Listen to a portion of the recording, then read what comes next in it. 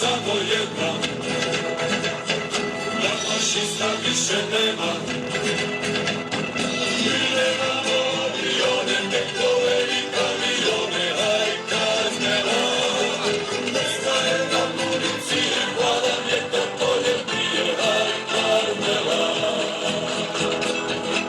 Ne mogu nam bome ništa, ni oluja, niti kiša.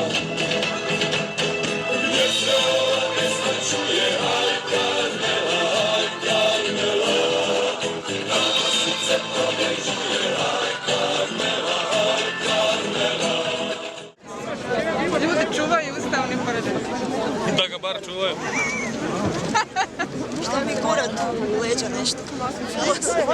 Nema mi dirat curu, pa kak ti nije neugodno, predavno mi je.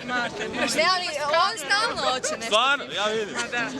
Baš je drag. Alo, prosti, mi nismo drugi, mi smo pojedinačno, ne. Ne bojte nas, tamo dajte, ali to prijavljeno. Pa njih dajte.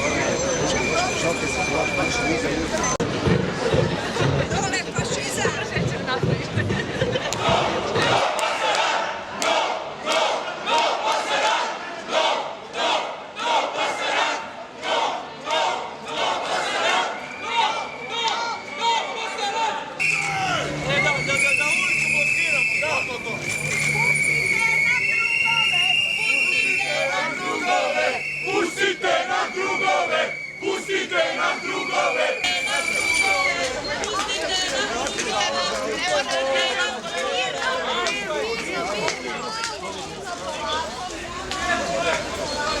Samo bez nasilja drugovi!